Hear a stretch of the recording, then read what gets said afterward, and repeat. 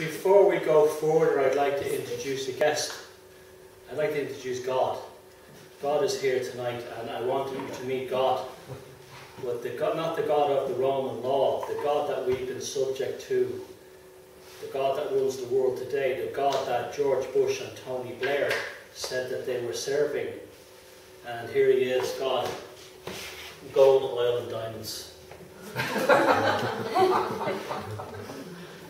So anyway, we got us. Diamonds is even an easy word, isn't it? Dia is Latin for God, dia, right? And Mormon's mountain, so the mountain of God, the diamond. Diamonds are worth nothing, you know that? Just a piece of glass. You can find them anywhere. Their value is artificial. The De Beers company created this idea that this little piece of quartz crystal, this type of quartz crystal, was incredibly valuable, and they were rare. You can find diamonds anywhere. You go to any beach around here, you'll look around and find diamonds, no problem. Diamonds are not rare. The black magic, the spell, has made us believe that diamonds are extremely rare and extremely valuable. They're no more valuable or real than a piece of coal, ironically what diamonds are made from. So we talked about Lindisfarne. We now know that what the real story of that was. It was a military monastery. Lady here asked me about sources. I'm writing a book about this. I will have all the bibliographies and sources included in that. I'll also create a website with all those links to both the academic and the revisionist historian, so you can go read that and look for yourself. It's a work in progress at the moment, currently called Bring Back the Snakes.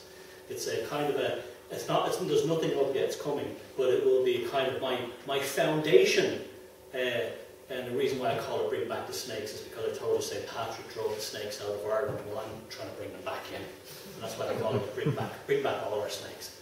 That's a work in progress. So eventually you'll see that. The groves. Now, you know the big Gothic cathedrals. All our ancestors, both Nordic, Saxon and Celtic, they didn't build churches, they didn't build monasteries, they didn't build cathedrals. Their places of worship were the woods, the forest, the mountains, the lakes, the sea. That's where they found God. That's where I find God. That's why I find my magic. I don't have to go to see a big, huge cathedral. I go to the woods, I go to the trees, I go to the beach. That's where all it happens for me. So they didn't have to build gigantic cathedrals and big temples. They went to the groves, to the woods. The Celts and the Saxons and the Gaelics and the Nordics all went to the grove. The grove was a clearing in the great old forest, where you'd have a clearing, and in there you would have the elders, the druids, the holy people, the satyrs, and all these other people would have their councils, their shamanic journeys, their rituals, their magic. And the grove, when the Gothic churches were built, you ever see the Gothic churches of Europe? They have these big columns on the side that go up and bend in the middle like that. These big supporting columns, these big Gothic columns. Well, that's their trees. That's what they're representing. When you go to a Gothic church, you're going into a Christianized version of a grove. And that's what those big tree columns were. They're based on the Druids and their groves. It was to get the people into them by saying, that's last year's grove, now here's Grove 2.0, the church.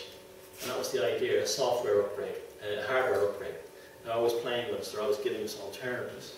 But like all native peoples, the Vikings, with their primal association with the forest, along with the practical uses of the material of wood, were so much more than just a simple procurement of natural resource. Each tree would have had its own unique spiritual attributes in tandem with its more practical utilitarian factor as a resource potential. So a tree wasn't just a piece of wood. It had to be the right kind of tree. A tree that had a special personality. So you didn't just cut. When a magician has a wand, he just doesn't pick up any old stick. It has to be, usually in the Celtic thing, it's a hazel wand, it's a hazelwood, but a special kind of hazel. You know, Gandalf from Lord of the Rings, that's not just any old stick. His staff is the nail on the roof, the ninjas. The stick, the wand. And the same thing was when you built a tool. If you made a hammer, you just didn't get any old piece of wood. You got a handle that had a personality. It had a spirit. It was alive. The gods were in it. So when they went to build their longships, they just didn't go to walk into the woods and say that tree, that tree. They would actually have their holy people, their druids or their satyrs, who'd go and say, this tree has a special personality, a special soul. See, they saw God, and they saw their gods in everything. There was this was alive as an animal or a bird. It was all alive. Everything had a soul, and so they got what was right, and that's why they built their longships were so special, because you were sailing at sea not only in a piece of wood that made a great ship, but the most magical piece of wood that we could find. The wood was not only a stick, it had a plank or a log. It had life, it had real spirit. Native Americans feel this way too. All indigenous cultures feel this way. It's only Christians who don't feel this way. And the Abrahamic religions. Common many pagan peoples around the world, to the Vikings there was no distinction between a material and a spiritual. To cut down a tree was also a ritual. In a land of constant battling against the elements, nothing in the natural or material world was taken for granted, nor was any process or experience spiritually vacant. Magic was woven like a supernatural fabric made of magical interconnecting yarns transcending space and time between matter and spirit. In the Viking spiritual tradition, you have the Norns. These are the three wise women who they're three witches, three holy women who are determine the fate of all living things.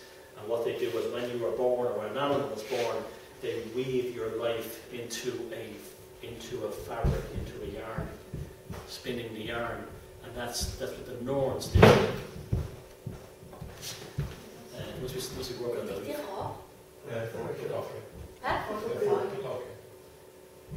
So that was the idea of that.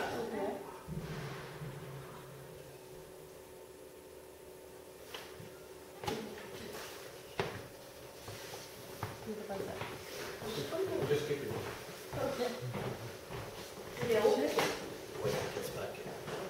They must be working on the roof. No. Some voice you said we were talking about. Something kids. is happening. Can I tell you something? You know, today in Greece, in Hellas, you have to get the permission to cut down a tree. Oh yeah. It's. I'll give you another one. In the Saxon version, they had things called the oakmen.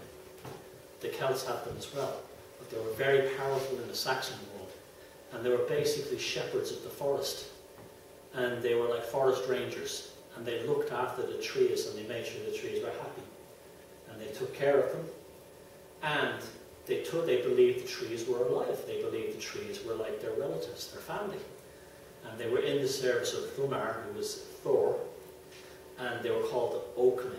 And in the book The Golden Bough, which gives you it has the history of European and world mythologies, famous work. He talks about the oakmen and the punishment that they would give to anyone who illegally cut down a tree. It's not pretty. They used to, if somebody stripped the bark from an oak tree or illegally cut down a tree, they were sentenced to death. Because it was considered, if you cut down an old tree, it was the same thing as killing a person. It was considered you took a life, you committed murder. And that's why they used to, anyone who killed a tree would not cut down a tree illegally or peeled the bark off was charged with murder or violation, because the tree was considered their relatives, their family, in a tree form. So we have that too in Europe, and we all hear, oh, the Amazon, oh, people of the Amazon.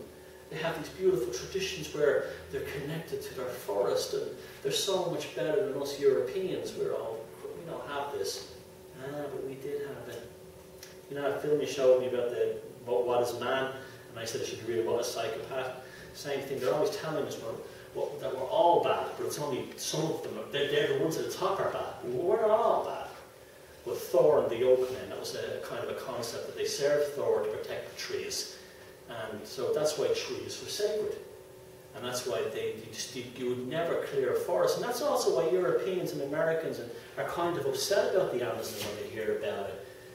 They hear about the Amazon being chopped down, and pissed off. Monsanto and McDonald's chopping down the Amazon, and Louisiana Pacific chopping down the Amazon. Well, the real reason that we're upset about that is because our genetic memory is reminding us of a time when the Christians, especially in Ireland, cleared the woods down to make sure they got the last of all the natives. Because Ireland was once a land of trees, and all the trees were chopped down, and all the bears and wolves died off, had nowhere to live, and the natives had nowhere to live. And they did two things with the trees in Ireland. They built the British Navy, the Royal Navy ships, to go and conquer India and other polytheistic people, and they also later on used them for the railways, the ties, the sleepers on the tracks. Did the same in America. What did they do? The buffalo. How did they destroy the Native Americans? They cut the great buffalo herd in two by building railways across America, because the buffalo would not cross the train tracks. And what was holding them down? The logs from the forest, and the great forest of the east and the west of America. They had nowhere to hide. So that's why it wasn't just a resource. So when they built the ship, that was one thing they showed in that TV show, the Vikings, when they were going to build the longship. The guy, Floki, the crazy guy, he takes him up into the Ragnar, up into the woods, and he goes to the tree, and he goes, oh, this tree has, he's hugging the tree, a tree hugger, and he's going, this tree has something we need. He's listening to it. That was it. And when the tree was cut down, a ritual was held with the tree. You know, it wasn't just like cut down, send it to the sawmill, and build something. A ritual. So if you're ever building your own houses, your own furniture, be like an artist. Cherish the material, and it'll work back with you. I took this picture in 2008 in Dublin. This is the National Museum forecourt in Dublin, of a ship called, a Viking longship called the Sea Stallion. This one was actually, the original was a replica. The original was built in Dublin about 900 AD by Danish Vikings. And this replica was built in 2007 at the Roskilde Viking shipyard in Denmark. And I took these photographs, I got on top of it, I had a look around, and this thing is like a sports car when you're in it. You can't believe the engineering. You look at this thing. You could not get a hair between the planks. You could not. The engineering is stunning, and even for its time, and you know, everything is measured to literally to the millimeter, and it's just you just shocked by how, and it's so clever. You know, it has no hole on the bottom, so that way you can go across the city, and if there's a river, right up the river for as long as you can get as long as the river can get you there. You only need a few inches of water. Now, when they were at sea, they carried ballast, which was big stones. There was no lower deck. It was all open deck. When the rain happened, they took the sail down and they made a tent. Clever, you know. So that was how you covered yourself up. When the wind didn't blow, so it was always moving. Very aerodynamic, flew along real fast, would get you up a river. So when you get to a country and you go up the river, and you throw all the stones out, the ballast out, so then go with very shallow water in the river, no problem. You're not going to deal with storms in the river. You can attack the monks or do trade up the river. The most amazing thing of all is they used to pick this thing up and carry it when the river stopped. The Vikings, as amazing as it sounds, the guys that were on that boat would take it with them across land, carry it across land, and then flip it upside down as a house. And so when they came down the Russian river systems on their way to Baghdad, of all places, Constantinople, there's parts where like the Volga and the Dnieper, they don't connect. They built canals ever since, like the Russians built canals, but before these canals were built, there'd be a gap between 20, 30 kilometers between the two rivers. Well, okay guys, the river's 30 kilometers away, you know what to do. Pick the thing up, flip it over and walk with it. And you think about it, it's a great, not only does it provide you with a house when it's upside down from the elements, but if you're stuck for a while, you can flip it on one side, you've got a battlement. So you get attacked, you've got defences, it's a castle. And you know, if it's too heavy to pull, you can pull it across land. They used to use animal grease, you know, like whale oil, to just lubricate the ground. And they'd be clever about it. They'd say, we pull up this bit of hill a bit, then we'll grease the hill up and push it down. You know, they were very practical. And they would have had fun with this. I mean, they would have had songs that they sung when they were doing this. You have to remember, they're just like us. And they would be having a laugh and having a bit of fun. And if one guy slipped, the other guy, I'll laugh, and that kind of thing. They were human beings just like us, you know. And the guys would be having a lot of fun, and they would, you know, have this kind of thing as well as hard work. They'd have their downtime. And then they would get back to, say, the Volga, put the sail back in, throw the rigging back up, put the oars back in, let's go to Constantinople. Here we come, Black Sea. Hey, what a great time. No bother, didn't bother them at all. And so this thing was built in Roskilde. The original was built in Ireland. It was built in this place down here called Glendalough, just south of Dublin. Interesting. It's now one site with a big monastery. They could attack that, right? Great stuff. They could attack that. Secondly, this was the wood that was sacred to the Druids. This is a sacred landscape. The trees there were the sacred ones. So they were in Dublin, and they said, we're going to start building ships. They spoke to the locals, where are the holy sacred trees? Who are your holy men? They're down here in Glendalough in the mountains. Just got down, got their best wood, bought their best trees, spoke with the local holy men, did their own rituals, and built ships that were just as good as the ones back home, because they went for the right wood. And that's a big monastic institute as well. St. Kevin was down there, and again, this was one beautiful place you could ever imagine. It's just a stunningly beautiful place. It's a lake and a mountain surrounded with a 6th century monastery tower, the watchtower, you know, that kind of thing.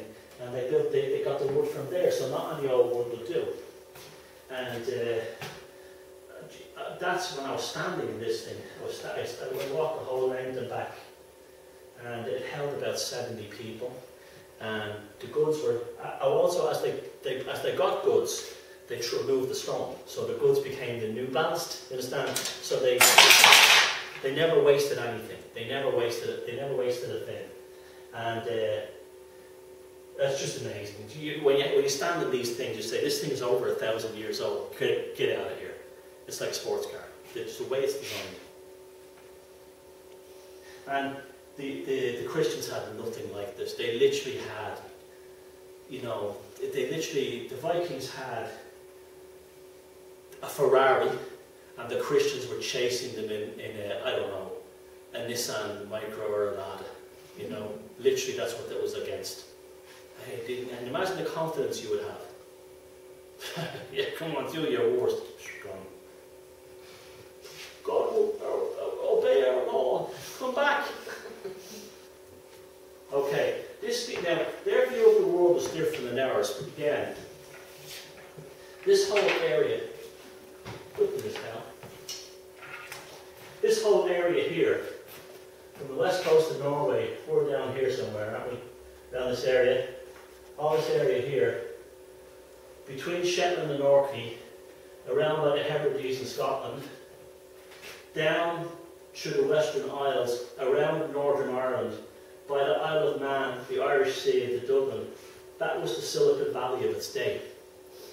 There was more trade and more business and more ships and more opportunity operating in this sea lane and in the entire Mediterranean. This was an economic powerhouse.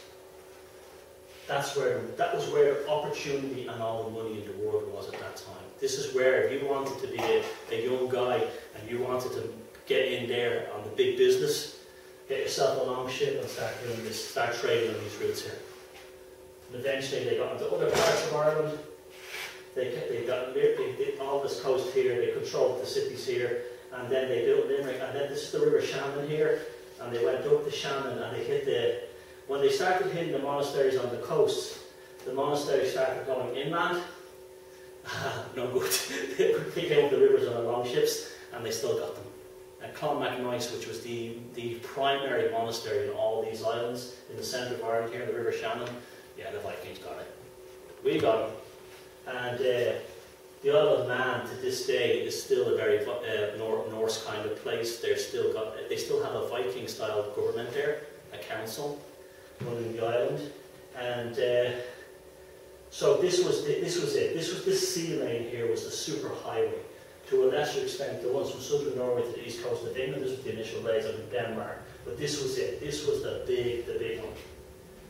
And this is what eventually inspired them to go to the Faroes, Iceland, Greenland, and then Canada.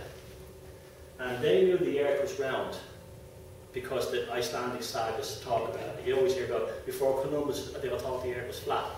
Well, they knew how far they were from, when they were navigating past the Faroe Islands to the north, they could tell their longitude by how far the mountain was down below the horizon, because they knew that was behind the curvature of the earth, so they were X amount of distance. So we're on the right course.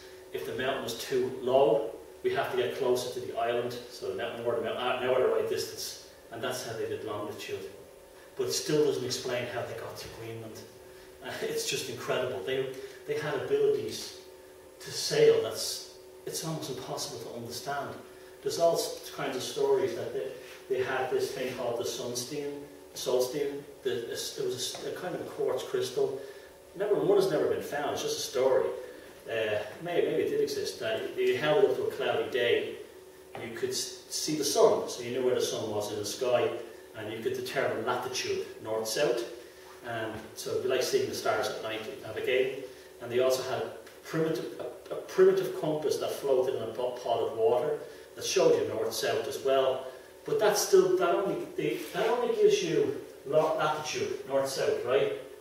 Longitude, east-west, is what you really need, because you want, if you're going from say here to here, well, you know where you are up here and up here, but you got to know where you are here, because if you sail back, you could end up here or you could end up here. But they always got home, and nobody knows really how.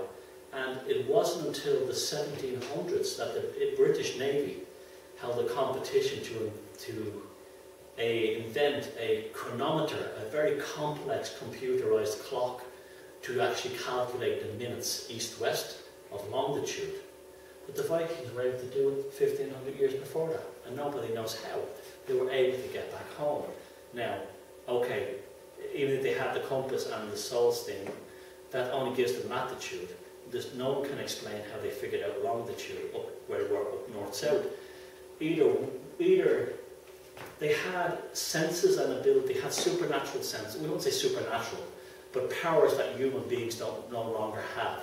Or maybe, you know, like your inner ear, you know your own inner ear is connected to the centre of the earth. That's what happens. That's how you keep balance. That's how you keep equilibrium. Your inner ear is connected to the centre of the earth. That keeps you upright. If anyone's ever had an inner ear infection, or you've got a really bad bang on the head, you lose your balance. That's because your inner ear is no longer magnetically connected to the centre of the earth. Is it possible that these people in a pre-technological time had the ability, like birds do, and sea and ocean migration animals, to actually maybe use that inner ear to know kind of a rough idea how far north they were from the magnetic poles? Who knows? I'm just throwing that out there. An interesting idea though. Animals know it. We're animals, you know, but we've lost a lot of because of so many things, we've lost our actual natural abilities. And remember, this is Norway. This is the land where the lemmings and the reindeers always find the sea, and nobody knows how. They have the annual migration. The reindeers migrate to the sea to get the seaweed, and the lemmings will actually walk through a building. Nothing will stop them to go on their course to the sea. So maybe they saw these animals and figured out how they did it. You know, because that's still a mystery to science, how they know longitude as well. So that's a great mystery that has still yet to be uncovered. How the Vikings were so good at longitude, because with the previous sailings, they did sail back and forth, but they would pick the narrowest point, the English Channel. They sail across here would be an enormous risk before the Vikings. And here, if you sailed across to Denmark, you could leave like York, and you could end up from anywhere from there to there, because you didn't know. You just hoped you were in the right area. Chances are you would land here, and some guy would say, "Oh, I know," or they would meet a local. "Where is this?" You know, and they say, "Oh, you have to go south a bit more, follow the coast." There was guesswork. But these guys were like that. So that was their world, and that was the beginning of their empire. And this is where their raids happened. Lindisfarne Christian Monastery, Yarrow, York, Jorvik, and the Christian monasteries of Ireland, hitting them all. Innismurray, where I live, is here, there, they got that one. The Landais Islands, they hit them all. They took out the military targets, and they threw the ability of the Christian knights to have, a marine force. The seas were open and they could not be stopped. Just like in World War II, when World War II really ended, after the British and the Americans had knocked out the Luftwaffe, then the sky was opened, uncontested. The same thing, they knocked out the Christian fleets. There was no chance of coming back after that.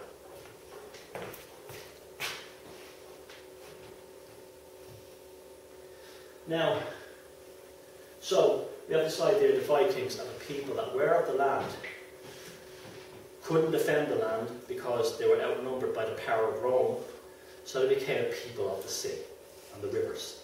So it became an empire of the seas, an empire of the oceans, an empire of the rivers, an empire of the lakes. That's where they moved to, and that's where their economy was because of the ships, and that's where their ability to fight was. And two recent discoveries that's come out that kind of shows why this is so important is that they were circumventing the Christian world. Here was the Roman Christian world. They were instead of going through it, they went around it. And eventually, what happened was the hunter became the hunted, because the idea was Charlemagne and the Romans law was going to hem the Vikings into Scandinavia, but the Vikings outwitted them. They built ships and they circled the whole of Europe. They started from Sweden, they went down the Gulf of Finland, the Gulf of Finland, down into the Russian river systems, all the way down into the Crimea, into the Black Sea, Constantinople, Turkey, around Palestine, Holy Land, across the Silk Road into Baghdad. Who needs Rome? We now have direct access to the Silk Road. We can get everything. We can get stuff from China now, no problem. You're a trade embargo? The hell with it, we don't need you. And on the other side, they have no power on the western side. So we have Dublin, we have York, we have all Scotland, we have all down into France, Spain, Portugal, all communities down there trading with us. They can't hit us. We come in, we do business, we make friends, we get out. Around Gibraltar, into Italy, Constantinople, the Vikings had completely encircled the Christian world within about 100 years. The Romans' worst nightmare had come true. Something they'd never expected. The guys that they thought they were putting in a prison, put them in a prison. And so then, these two recent stories, this one from National Geographic News, evidence of Viking outposts in Canada, and the extraordinary lengths, when I lived in America, they used to go to. No way were the Vikings here. There couldn't have been. Christopher Columbus discovered America. No way. How could they? The lengths they would go to would be incredible. And every so often they'd find Viking settlements. They would find evidence from the Native American oral histories. Oh yeah, we met these guys from Scandinavia. Yeah, here's the stuff we got from them. Our ancestors knew them. We met them, yeah, it's in our history. They made it up, isn't true. And yeah, they're still begrudgingly. If you speak to any American academic, guy with his PhD is at the Jacksie, I'm the greatest expert on American native history. They met the Vikings, didn't they? Well, there's some interesting sites that might suggest it. It's the weirdest thing. It's the strangest. You know why? They want Columbus to be the one who discovered America? Because he was a Knights Templar. They want their man. They want their boy getting the credit. They don't want anyone outside the Roman system. The Chinese, Irish, the Irish were there, the Welsh were there. St. Brendan the Navigator was going back and forth to America. The Chinese were going back and forth to San Francisco. They want their man, their boy, their law. Christopher, and that's why they celebrate Columbus Day in America. They don't celebrate Leif Erikson's Day, they celebrate Columbus Day, because Columbus was a big-time Freemasonic Knights Templar who was married into the Spanish royal family, an Italian of the big Roman black nobility. The black nobility had a big Roman power structure. They fight most of the popes to this day. They want their man getting the credit, even if it's not true. He gets the credit. And that's why an American academic to this day, if they were to open a Viking grave and a guy dressed as a Viking came out still alive and say, "Hey, I'm here," the American academics would go, "Who are you?" "Oh, I'm a Viking, I'm here for 1,000 years. Well, maybe you are, maybe you're not. Call the mental hospital over, we have to lock this guy up. That's what it's like. The same reason they don't give the American natives, the American Indians, credit for anything. So these guys, and remember, they came over there and they made friends with the Native Americans for the most part. They were looking for business. And one of the greatest moments in history was when the Vikings, I think it was about 1100s, met the Thule people, who were an Inuit people who lived in the north of Canada, but also to hunt seals would migrate to northern Greenland, and they met them. And that was the first time in history where humans had circumnavigated the entire globe and met on the other side. That should be one of the most talked about and celebrated moments in world history. The point where the Vikings met the Thule people, who were Inuit Native American type people, together in peace and friendship and trade in the north of Greenland. And nobody knows about it. It was in the history books. And that should be the most celebrated. Well, it was when human beings finally came right around the world from both sides and met. And we can actually document it. And it's a footnote in history. And you know why? Because you're both pagan people and you're both doing it outside the control of the Roman system. And that's the reason why. They went there bearing friendship, gifts and trade. They did not go there bearing Roman law. And that's why they want Christopher Columbus to get the benefit. And then a recent story in the Washington Post, a beautiful story actually, the grave of the wife of a Viking. She was wearing a ring that said Allah on it, an Islamic ring. And that was obviously brought back as a gift for his wife. I think it was a ruby. And that showed that just confirmed the extent of the Viking world, how big it was, how massive it was. And again, it's still to this day reported as, isn't that interesting? Isn't that interesting? But not like, wow, this is amazing. It's never reported like that.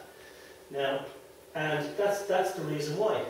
And they were, and also the fact that they were willing to deal with these people. They, this tells you a lot. When the Crusaders went into the Middle East, they went in with the knights with swords and they just hacked down the Muslims, and, wherever they found them. They convert to God or will hack you down. Even if they didn't care, just hack you down. But these guys didn't do that. These guys showed up with a completely different, like a human being. Hey guys, how's it going? We're the Vikings. Oh yeah, what do you want? Want to make some money? That's how we are. That's how humans are if they're left alone. That's how human beings are if they're left. I've been all over this world, and I've lived in a few countries, and people all over the world are the same. They want an easy life. They want to get on with everybody, and they just don't want no bullshit. They just want to get on. And the only thing that changes that is laws and Roman laws. That's the only thing that changes that.